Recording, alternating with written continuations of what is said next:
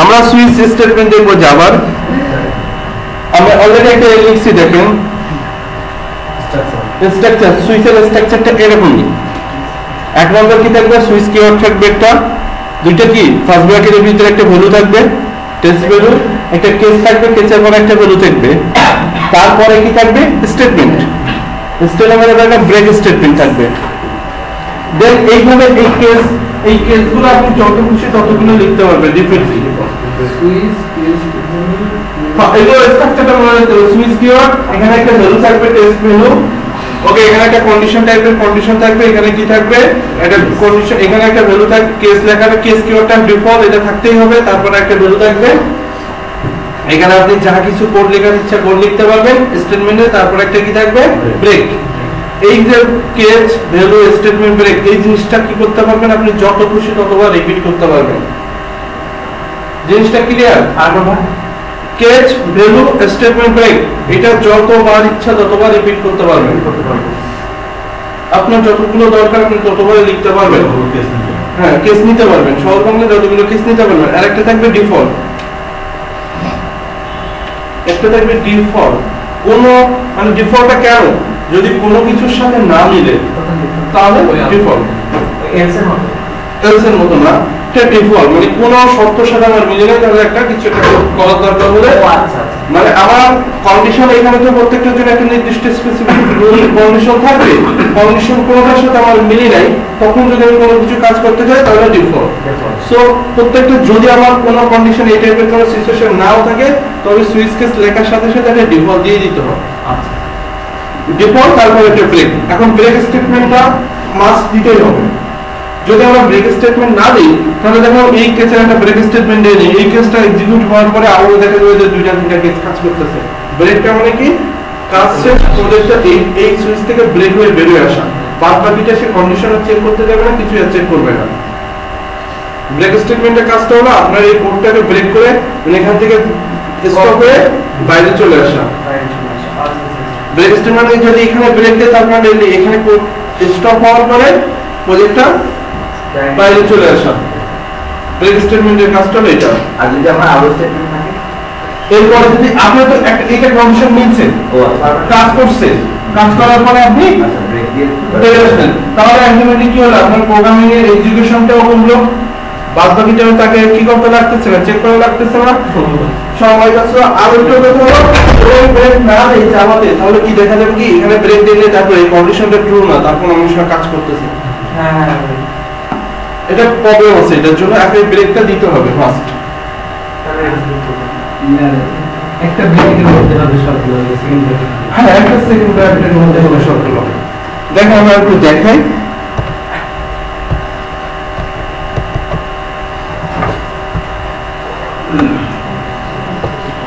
এখানে সুইচের স্মল মানে কি, সুইচের টেস্ট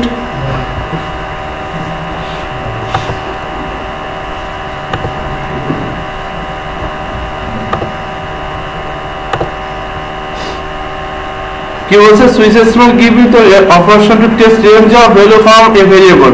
কেন কি বলেছে, একটা নিচে না complexity of fields if else if statement we can use to install a long complexity of else if statement হচ্ছে লং কমপ্লেক্সিটি। আসলে আলটিমেট উদ্দেশ্য কিন্তু আমাদের এইটাকে রিমুভ করার জন্যই আমাদের সুইচ কেস ইউজ করা হয়।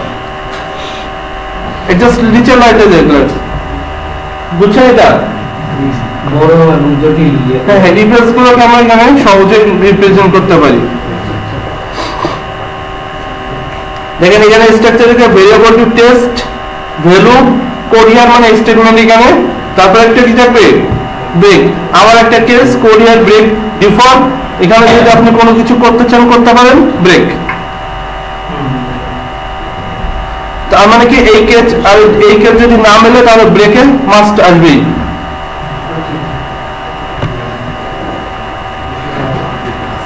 আর ব্রেক স্টেটমেন্টের কাজটা কি, যেখানে ব্রেক দিব না কেন ওইখান থেকে প্রজেক্ট লাস্টে চলে আসা। আচ্ছা দেখেন এখানে একটা এক্সাম্পল আছে ছোটখাটো। আমরা কেসের প্রথম শব্দ বলছিলাম কি এখানে কি বলছিলাম, ভেরিয়েবল টু টেস্ট। আমি একটা ইউজার নামে ইন্টিজার ভেরিয়েবল নিলাম, ভেরিয়েবল নেওয়ার পরে আমি কি লিখবো, এই ইউজারটাকে আমি পাস করতেছি, আলটিমেটলি এই ইউজারটাকে কার সাথে কম্পেয়ার করতেছে, এই ইউজারটাকে কত পাস করতেছি ইউজারের মাধ্যমে 18, এই 18টা এই 18 19 এই 18টা কার সাথে এই ভ্যালুর সাথে কম্পেয়ার করতেছে, এই ভ্যালুর সাথে কম্পেয়ার করতেছে, এই ভ্যালুর সাথে কম্পেয়ার করতেছে, যে যে ভ্যালুটা পাচ্ছে এটা কি 18, এটা কি 19 না এটা 20। তাহলে আমি কয়টা কেস লিখলাম, আমি যদি এই জিনিসটা যদি আমি ইফ এলস দিয়ে করতে যেতাম তাহলে কি লিখতাম, if user equal to 18 user equal to 19 else user equal to 19, if else verify দিয়ে করতে হতো না আমাদের জিনিসটা। আবার কি কি করতেছি এখানে হচ্ছে কেস 18 20 আমরা কেস 1 2 না না না না আমি তো এখানে 18টা কি করতেছি, আমি বলি 18টা কি করতেছি, এখান থেকে যে ভ্যালুটা পাঠাচ্ছি সেইটা ভ্যালুর সাথে এই ভ্যালুটা কম্পেয়ার করতেছি, নট 1 2 3 না। আমরা এই যে কেস 18 লিখছি জিনিসটা কেস 18 না, কেস 18 বলতে এই কেসটা কি হয়, এটা একটা ভ্যালু, এই ভ্যালুটা আমি ইউজারের মাধ্যমে যে ভ্যালুটা পাঠাচ্ছি এই দুটোর সাথে কম্পেয়ার করতেছি যে দুইটা ইকুয়াল কিনা। জিনিসটা বুঝছেন? এবার আমি যে এইখান থেকে সুইচের মাধ্যমে যে ভ্যালুটা পাঠাচ্ছি, এই সুইচের স্টেটমেন্টের মাধ্যমে যে ভ্যালুটা পাঠাচ্ছি এইটা এই 18 এর সাথে কম্পেয়ার করতেছি যে এইখান থেকে যে ভ্যালুটা পাঠাচ্ছি এই 18 এর সমান কিনা। যদি হয় তাহলে কি করবে, এই স্টেটমেন্টটা কাজ করবে। যদি এই ইউজারের সাথে ইউজারের যে ভ্যালুটা পাঠাচ্ছে এটা 18 এর সমান নয় 19 এর সমান হয় তাহলে কি করবে, এই স্টেটমেন্টটা কাজ করবে। আর যদি এইটা 18 এর সাথে সমান না 19 এর সাথে সমান না 20 এর সাথে ইকুয়াল হয় তাহলে কি করবে, এই স্টেটমেন্টটা কাজ করবে। যদি কোনটার সাথে সমান না হয় তাহলে কি করবে, ডিফল্টটা কাজ করবে। সিমিলার হয়ে গেল না ইফ এলস থেকে সিমিলার আমাকে যেটা আমি বললাম কি ইফ এলস ইফ এইভাবে কি লিখছি, if else if else if আমাকে লিখতে হচ্ছে না বারবার, সেই জিনিসটাকে আমরা আলটিমেটলি এখানে বলা হয়েছে যে কি the complexity of instances we can use to instead of long complexity আমরা লং ইফ এলস এর কমপ্লেক্সিটিকে রিমুভ করার জন্য ইফ এলস ইউজ করি, সুইচ কেস ইউজ করি, সেই জন্যই সুইচ কেসটা ইউজ করা হয়েছে। কারণ আমি আলটিমেটলি কিন্তু আমি এই জিনিসটা কি করতে পারি, ইফ এলস দিয়ে করতে পারি, জাস্ট কমপ্লেক্সিটি ও রিমুভ শর্ট ফর্মে নিয়ে আসার জন্য একটু বড় হবে আপনার জন্য ম্যানেজ করা হবে। আসলে এই পেলসি বারবার কন্ডিশন অনেকগুলো কন্ডিশন না লিখে আপনি এখানে সহজে। 2 নাম্বার হলো আপনি কখনো এইখানে কন্ডিশন লিখতে পারবেন না যে greater than equal less than equal, এই টাইপের কোনো কন্ডিশন এখানে লেখা পারবেন না, লেখা যাবে না। এইটা একটা লিমিটেশন। যে আমি যদি এখন বলি যে আমরা এরকম একটা প্রোগ্রামিং করছিলাম মার্কিং এর জন্য, এইটা প্রোগ্রামটা এখানে সহজে করা যাবে না, তাহলে সেক্ষেত্রে আপনার ইফেলসে ফিরতে হবে। এখানে অনলি যে টাইপের প্রোগ্রামিং করা যাবে যে আমি এই সুইচের মাধ্যমে যে ভ্যালুটা পাঠাচ্ছি তার সাথে এটা কি করব, ইকুয়াল কম্পেয়ার করতে পারবো, খালি ইকুয়ালিটি, হ্যাঁ ইকুয়াল কম্পেয়ার করতে পারবো। এখান থেকে যে ভ্যালুটা পাঠাবো সেটার সাথে কি করতে পারবো, ইকুয়াল কম্পেয়ার করতে পারবো, না ছোট বড় কম্পেয়ার করতে পারবো না। জিনিসটা ক্লিয়ার?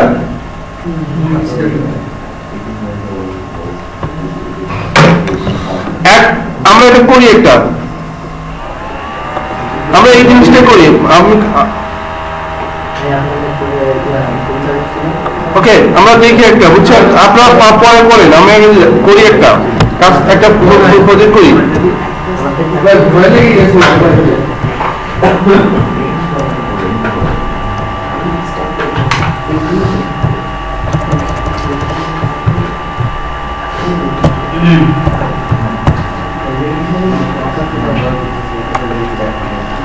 ভয়ের কিছু নাই,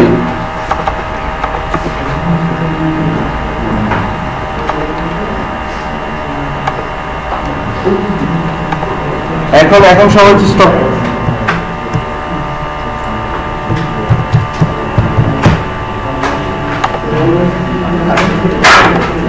দেখে আসতে লক্ষ্য করেন সবাই, আমরা এটা কি নেব, আমি ইন্টিজার না, আমি এটা নিলাম যে ইউজারের নাম, এটা একটা নিলাম মার্ক নিলাম, একটা সংখ্যা আমি কি নিলাম, মার্কটাকে আমি কত নিলাম 80, আমি স্ক্যানার দিয়ে ইনপুট নিতে পারি যা ইচ্ছে তাই। এবং আমাকে লিখতে হবে কি সুইচ দেখেন আমি এস আর ডব্লিউ লেখার পরে কন্ট্রোল অল্টার চাপ অল্টার দিলাম, কোনো কিছু না, কন্ট্রোল অল্টার দিলাম। দেখেন সুইচ কেস স্টেটমেন্টের একটা স্ট্রাকচার আমার এই পাশে বলে দিচ্ছে। এটা শুনতে দেখছেন একটা সুইচ কেস স্ট্রাকচার, সুইচ কি ভ্যালু কেস। আমি এখানে এইটার উপর ডাবল ক্লিক করব, এটা এইটা ডাবল ক্লিক বা সিগন্যাল ক্লিক, ডাবল ক্লিক করলাম। দেখেন আমার একটা স্ট্রাকচার। কন্ট্রোল অর্ডার দিলে আমার কি হয়, সাজেশন আসে না? সাজেশনের উপরে ডবল ক্লিক করলে আমার একটা স্ট্রাকচার দিয়ে দিচ্ছে। ওকে, আমার স্ট্রাকচারটা দেওয়ার পরে আমি এখানে কি দেবো, মার্ক। আমি কি বানাবো, মার্কটা বানাবো। আমি এখানে কি লিখবো, ভ্যালু আমি লিখলাম যে 90। তাহলে কি হবে, system dot out dot print, আমি প্রিন্ট করবো যে এ প্লাস। আমি জাস্ট একদম ফুল ফিক্স ধরে নিলাম। আর একটা কেস লিখবো। এখন কেস লেখার সময় দেখেন কিভাবে লিখতে হবে। কেস সি লিখলাম, লেখার পরে এটা কেস, তারপর একটা ভ্যালু দিতে হবে। কত, আমি দিলাম যে 80 না 89। 80 তো আমি পাঠাচ্ছি।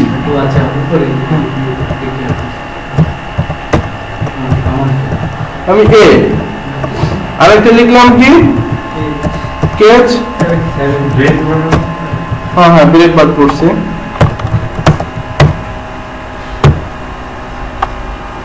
ব্রেক বাদ করছে বলে লেখাটা এখানে চলে গেছে, নাহলে লেখাটা সহজ আসবে। কি লিখলাম, 17।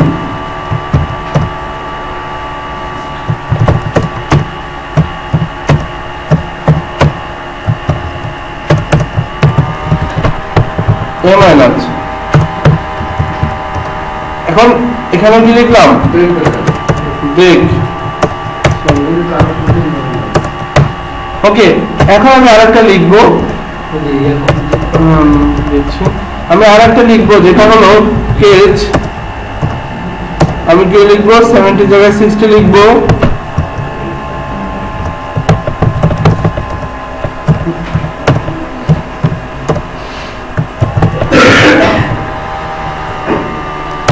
লিখবো, বাট আমি এখানে ব্রেকটা দিব না। প্রবলেমটা ক্রিয়েট, আচ্ছা ফার্স্টে দেই, তারপরে পরে প্রবলেমটা ক্রিয়েট করতেছে। আসলে প্রবলেম কি হবে,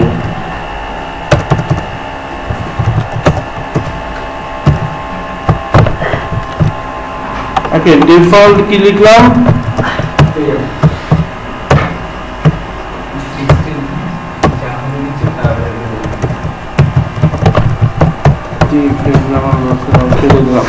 তাহলে আমাদের ফার্স্টে জিনিসটা চলে সহজ করে চিন্তা করেন আপনারা। ফার্স্টে আমরা এখান থেকে যে ভ্যালুটা পাঠাবো, একটা জিনিস মনে রেখে এখান থেকে যে ভ্যালুটা পাঠাবো সেটা এর সাথে কি করবে, কম্পেয়ার করবে। যদি দুটো ইকুয়াল হয় তাহলে এর ভিতরে কাজটা করবে, আদারওয়াইজ করবে না। নেক্সট এটা চেক করবে যে এটার সাথে ইকুয়াল কিনা, নাহলে এটা চেক করবে এটার সাথে ইকুয়াল কিনা। যদি তারপরে না এটার সাথে ইকুয়াল কিনা চেক করবে, তা যদি না হয় তাহলে কি করবে, ডিফল্টটা প্রিন্ট করবে, কাজ করবে।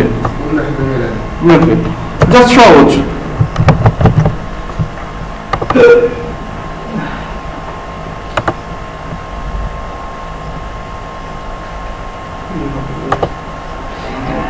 প্রিন্ট করছে। এখন আমি একটা কি বলছিলাম যে ব্রেক, আমি একটা এ প্রিন্ট করছি এখানে, না এখানে একটা ব্রেক বাদ দিব। প্রত্যেকটা ব্রেক লেখার কথা বলছি, আমি এখান থেকে কি করলাম, একটা ব্রেক রিমুভ করে দিলাম। কোনো ইউজ দিবে না,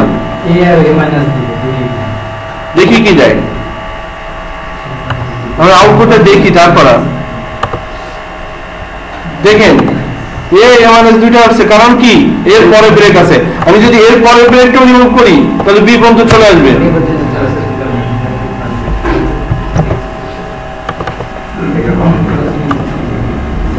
এটা কি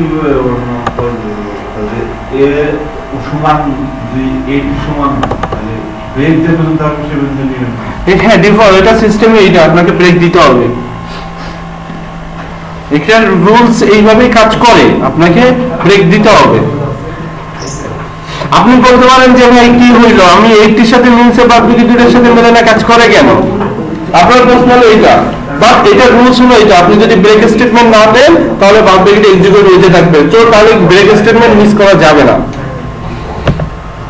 যেমন ব্রেক না করলে কি হবে, গাড়ি এখন ডাইরেক্ট অ্যাক্সিডেন্ট হয়। ব্রেক আপনাকে দিতে হবে, ব্রেক স্টেটমেন্ট দিতে হবে। ব্রেক না দিলে গাড়ি এগুলো লেগেই সামনে যে আমরা নিচে গেল